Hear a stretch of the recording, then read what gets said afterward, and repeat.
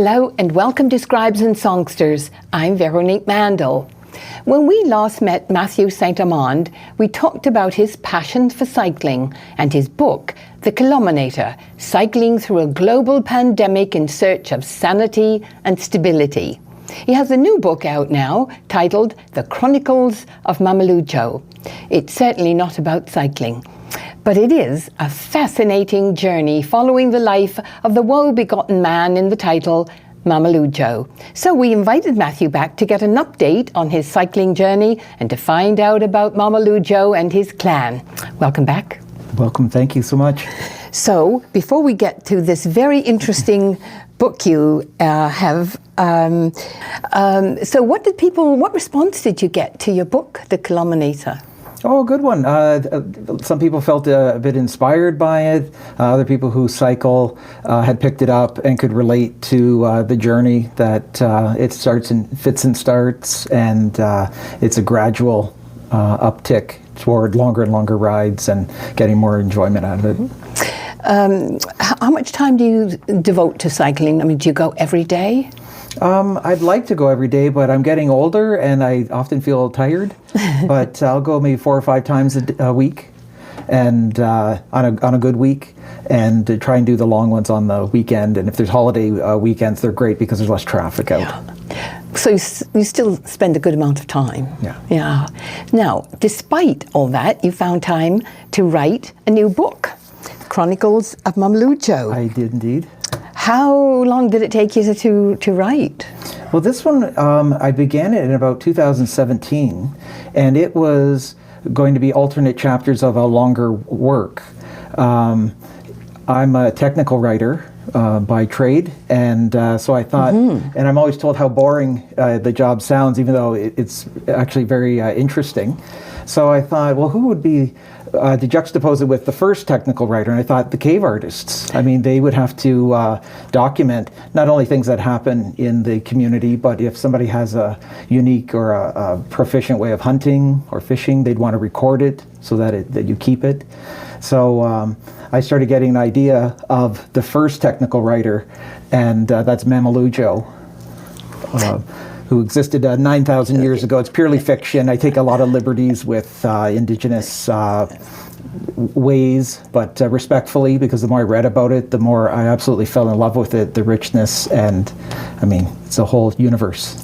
And even though you say it's a work of fiction, it really, even as an indigenous person, I was drawn right into it. You make it sound so real.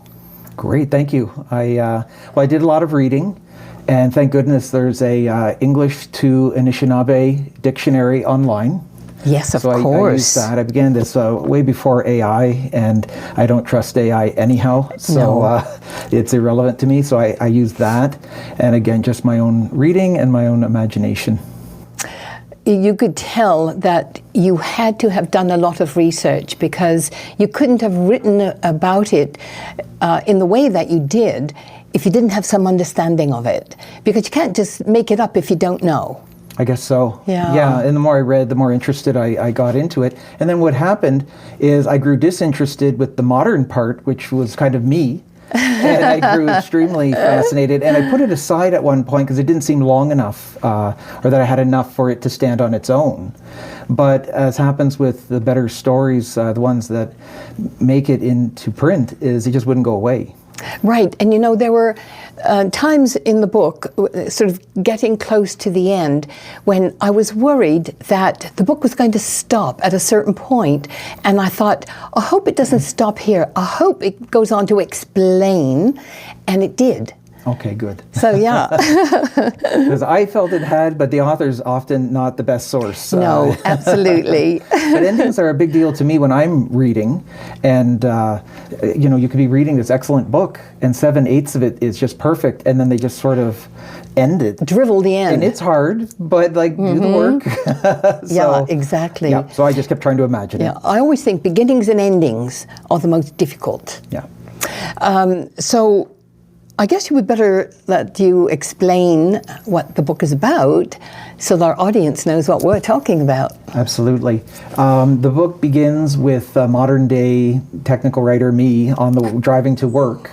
And I've had this experience where there's this figure I see on the sidewalk. It's an actual person, it's just somebody, and they seem to be out when I'm out in the early hours of the morning. And in the story, though, I let my imagination go, and I started, one day I saw this person was standing beneath a burnt out street lamp. And I just thought, like, why would you be standing there, and again so early? And I just started thinking that maybe it was a visitation from the first technical writer. I don't know why I would think that, but somehow that's what hit me that day. And I got thinking about it. So I envisioned this fellow, Mamalujo, a 23-year-old man 9,000 years ago up in the lovely Kawartha region, where the teaching rock is at, the rocks that teach are located.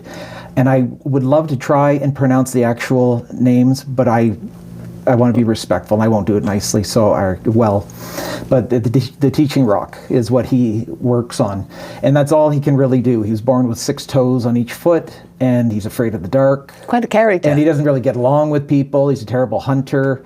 So luckily he can do this one thing. He can scribe onto the rock. And one day the leader of their tribe, who bears a striking resemblance to 1970s Sean Cassidy, known in their language as Terrific Abs, asks him, says, I want you to put me onto the teaching rock. And that's kind of against what the gods want. That's not really how it works, but he's really adamant about it. So after getting some kind of poor advice from the medicine man, Mamalujo does it, but kind of satirizes it. And everybody from the tribe sees it and enjoys it, but the leader is insulted by it. And in modern parlance, he fires Mamalujo, but in their parlance, he banishes him, which is you're sent out, and that's basically kind of a death sentence. And that's really where the whole experience starts, isn't it? Yeah. Where did you come up with the names? I was reading, I'm an English major, so I was reading through Finnegan's Wake and by James Joyce. Yes. And he truncates the 4 evangelists' names, Matthew, Mark, Luke, and John, into Mamalujo, 2 letters each. Right. And I just thought that was cool. And again, someone would say, well, that's not indigenous, and it's not, but it's fiction, and I kind of rolled with it. Tell us about some of the things that happened to him on that journey, especially when he's starting out, when he's a bit useless. That's right. He doesn't even know how to really create fire with any regularity, and even kids know how to create fire. Mm-hmm. Except while working, he's very proficient as a chronicler. So he'd come up with a process not only of just carving into the rock, but he'd actually gathered some herbs that when you paint them onto the rock and then put water on them, it kind of explodes and etches itself into the rock, and nobody had seen that kind of thing before. And he could have saved himself. The tribe leader says, look, if you tell me how you make that, you can stay. But he doesn't think, there's a word that basically means the guy's too childish to have this technology. So he says, no, you can't have it. So he's sent out. So there he is, unable to create fire. He's not much of a hunter, and just slowly but surely, out of sheer necessity, he realizes, remembers more than he realizes, which I think happens with a lot of people, and slowly pieces it together, making a shelter for himself, getting sprayed by skunks while trying to hunt. And then he realizes, oh, this thing that I can etch into the rock with, I can actually apply it to wood, and I can make that into fire. So now he suddenly knows how to do it easily. So did you sort of read a lot, or did you research a lot, or did you just sort of imagine how all of that would have happened?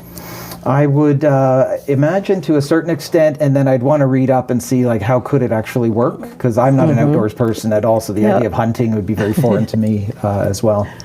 So. And he managed to you could almost sort of, you could see his mindset as he became more proficient and he became more sure of himself. Mm-hmm. Yeah, once you get a few successes, then you realize, okay, this is the way, and then you're not always having to discover from scratch, and you have a bit of a baseline. So that whole adversity, how important do you think it is for humans to have that kind of adversity in order to grow?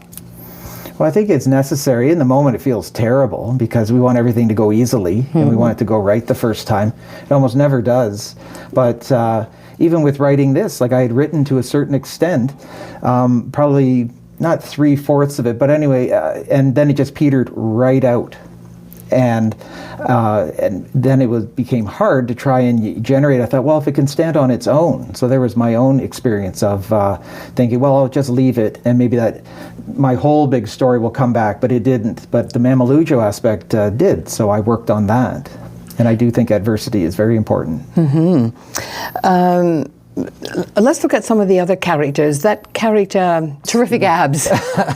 I laughed when I read that. And there were a couple of other things that you put in there, references like to Sam Cooke and other sort of little present day comments. And I thought, oh, I bet that's deliberate. Oh, very much so. Yeah, because early on, the medicine man explains these things. The world is unfinished.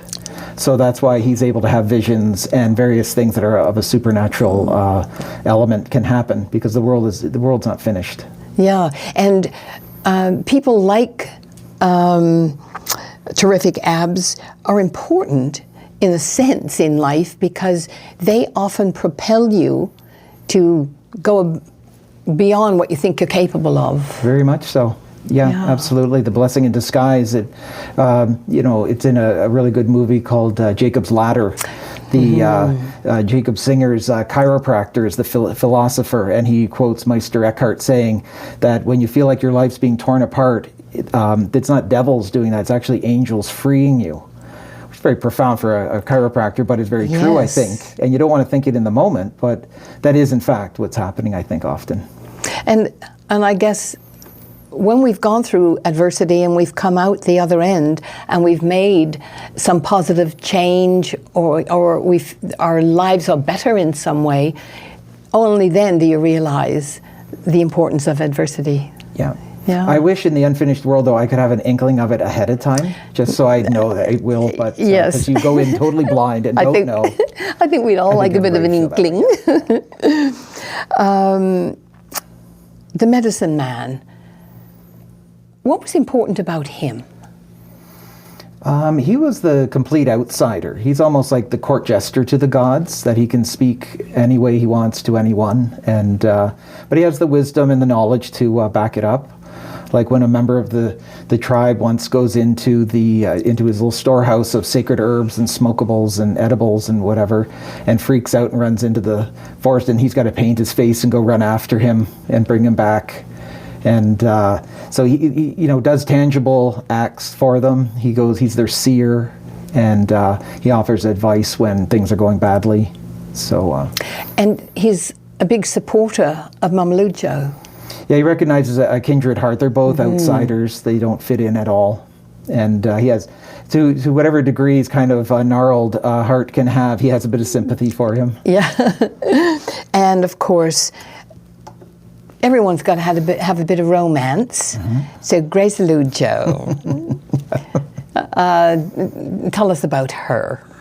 Well, it harkens, it's almost a connection to the Kilominator. That's the pseudonym I use for my wife. And absolutely, that, that's a part of, very much a part of life. Life does not continue without it. And that would be, the most difficult unfinished aspect, that after he had his vision quest, why did he not ask her to be his wife? And there's all these horrible reasons for not taking the chance. And then now he's banished and he regrets it, sees all the times that he should have been brave, and that what he thought he had to lose was not much to lose, because here he's being banished now. So, so that puts it in perspective for him. And but there was something sad but heartfelt as well in the realization when he's banished. Both him and Gracielujo realize that there's something between them. That's right. Yeah. And it's the medicine man who prods him, because he has the night to prepare. Mamalujo has the night to prepare for his banishment, but he's the oddball, and it's like he has nothing to take with him and nothing to do, so he just wait. And then the medicine man says, "Well, go wait over by the river." He goes, "Well, it's dark and I don't feel like swimming." And he goes, "Good. You're not going to be swimming." And then he goes over there, and then she comes out of the shadows. And they have their dialogue together. Yeah. And of course, the other big thing, he he had planned to take stuff with him to help him survive, but Big Ab's guy really thwarted that, didn't he? Yeah, it didn't play by the rules. They have a kind of set out protocol for, even though it happens rarely. And it just showed that the rules don't really matter. He's just doing this out of spite. And the medicine man feels badly because he was kind of jealous of Mamalujo figuring out this new technique for etching onto the rock. And that it kind of stole some of his thunder. People saw him, Mamalujo, as sort of this mystic.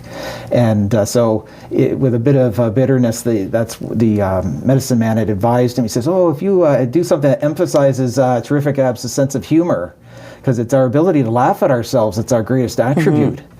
And he says, well, I thought it was our ability to love. And he goes, well, that too. But he misguides him. And then it turns into this. He just thought it would be an embarrassing situation.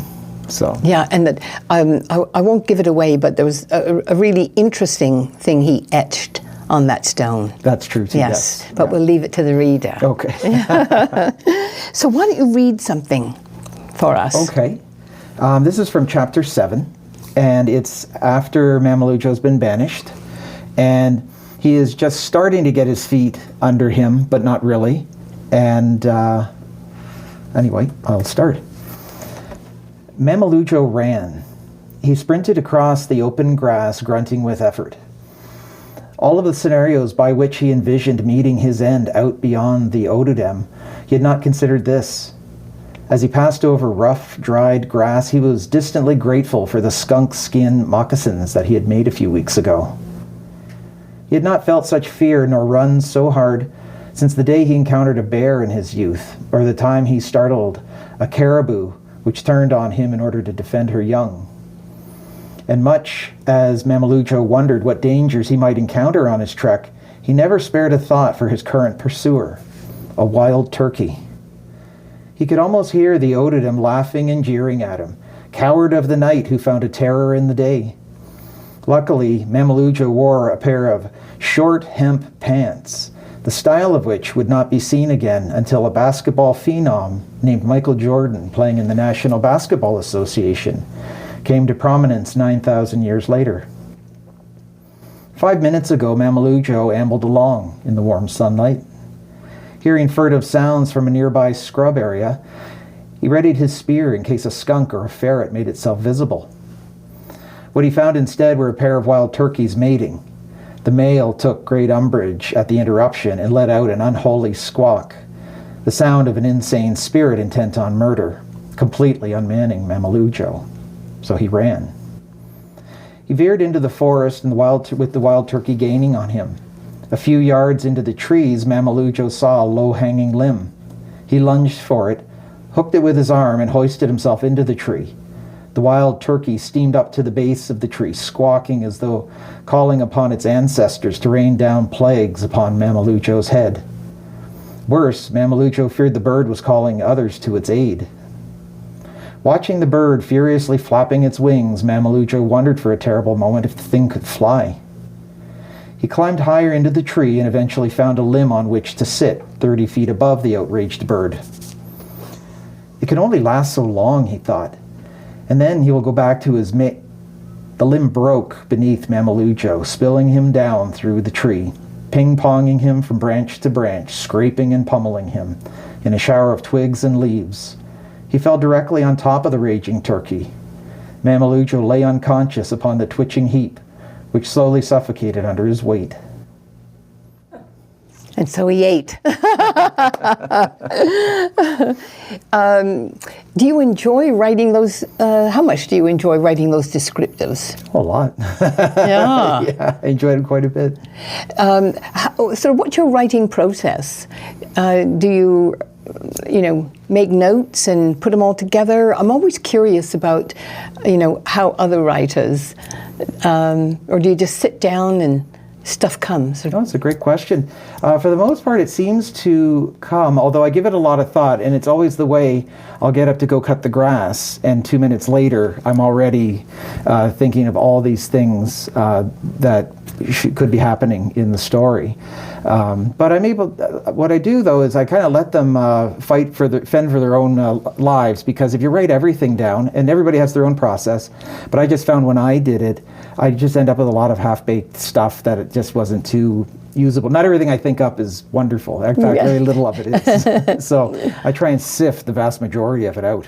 How much do the characters dictate? Oh, a lot. They're constantly taking me by surprise. I find it amazing that, like, I'm supposed to be in control. Like, I'm the one typing, and yet they will take turns. And at first I'll resist it, but I think that's actually how it would go. And I'll run with it, and then it starts to open up, and you see that, oh no, that is the way it should go. And some people, might think that writers are crazy when they talk about their characters writing this stuff, but it's very real. Oh, for sure. Yeah. If you're going to be true to it, it has to. I've tried making outlines, and I've tried to have kind of this overpowering, control on what's happening, and it just produced garbage, quite honestly, for me. Now, other people work from outlines, they have their little cards, and somebody else's process, that's how their mind works, and that's great. Now, you reference a lot of the area around, is it Bell River? Yeah. Yeah, Bell River and Emeryville. So tell us where you've located all these different... Well, Mamalujo begins just outside of Peterborough, and for various reasons, he has to make his way down here. And that's why when I began the original story, that my character driving to work would see him in Essex County. And it just has special meaning for me. I had friends and family grew up in that area, and I just have fond memories, particularly of Lake St. Clair. And it just, again, at first I wondered, how will I get him down here? And then it did seem like the way to go, because I was quite prepared to just change it and not have him settle here. So I thought, how does everybody else get here? But then I figured out a way for that to happen as well. Did you research the different terrain? Sometimes I'll go on Google Earth. I needed some areas of Boston, and it was amazing how I needed a particular house front in Boston. And so I went to Google Earth and went to the address, and the address from like 30 years ago, and there it was. And Unreal. it was actually a bit surreal. Do you have a favorite character? I think the Medicine Man. He was a lot of fun to do because he was just so incorrigible. And at one point when he brings out that weird instrument from the shadows of his hovel, and it's basically like a homemade like banjo type of a thing, and he's kind of plucking on it. And I always think of music and just creative things that are kind of out in the air, and then he starts basically singing and strumming a Crowded House song. Oh, yes. At one point, because it obviously has not yet been written, but it's already out there. Right. So. I noted that, actually. I made a little Hey Now, is it? Yes. I thought, I recognize that. I don't even like the song. Yeah. But again, it seemed to fit. And because he's, again, such a contrarian. And of course, it's not a Beatles song that he plucks out of the air. It's not whatever else, but it's that one. Yeah. Which is fine. But, and then it's Dream It's Over. There was something appropriate about it, wasn't it? Sure, yeah. And then you referenced Sam Cooke. Yeah. So tell me how that happened. Well, I love Sam Cooke. Me too. And that just seemed to really lend itself to it. That song, That's Where It's At, has got to be one of my favorite songs. And it seemed ridiculous to try and weave it into the story, but I'm not afraid of being ridiculous or trying the ridiculous, so I tried it out, and it just really, for me, it really seemed to work, so it integrated nicely. And I thought it was interesting where you would reference, where you would say, blah, blah, blah, that would 9,000 years later become. And it really brought it home. it does well, that. it's fascinating to me because even 100 years ago, things that are going on now were inconceivable to people. So Yes. 9,000, like to me, Yes. and I chose 9,000 years because that's approximately when the last ice age was had Yes. fully ended. Yeah. And these are all approximate. There'd be plenty of people who can argue various things, but that's what I latched on to. But I thought, 9,000 years, that's an impossible amount of time. But again, the world is unfinished, so they can pluck a crowded house song out of the air. They can, at one point, Mamalujo finds a very odd figure in the bush, and it's a person who was lost from the SARS concert. And again, how does this modern day person wearing a Budweiser hat appear but people do go missing. Maybe this is what happens to them. I don't know. Yeah. Who's your least favorite? Probably Terrific Abs, one of these hotshot guys who everything seems to go right for and never suffers. I don't know. Yeah, until he does. What did you learn from all of that? There's a lot of philosophy throughout this whole journey of Mamalujo. What did you learn? Well, not to be afraid to try things, and that oftentimes it's very necessary to try things. It's not a luxury. Oh, I think I'll take up knitting. I think I'll try riding a bike on a regular basis. Oftentimes it is necessary. So it's good to push ourselves and to challenge ourselves. What are you working on now? I've got a story it involves technology.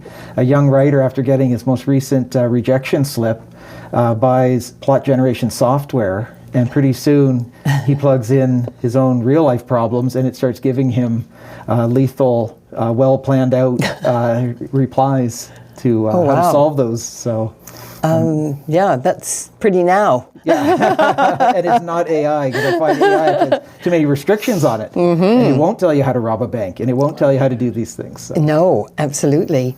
And the other thing it's really bad at is math. It gets it gets math wrong a lot. So where can people get your books? At Juniper Books on Ottawa Street in Windsor, and at River Bookshop in Amherstburg. Wonderful. Thank you. You'll have to let us know when your next one is out. Well, for sure. Thank you. Really enjoyed this. And it's time to go. That's all we have for this edition of Scribes and Songsters. Many thanks to our guest, Matthew St. Amand. Please look for his book, The Chronicles of Mamalujo. You'll really enjoy it. Thanks to our Scribes and Songsters team, producer Brian Sweet and technical producer and editor Gary Glass. Grateful thanks to Tony Toldo and the Toldo Foundation, and to Neil and Tina Quiring for their support. Thank you for watching. Hope to see you soon, right back here on Scribes and Songsters. I'm Veronique Mandal. Bye for now.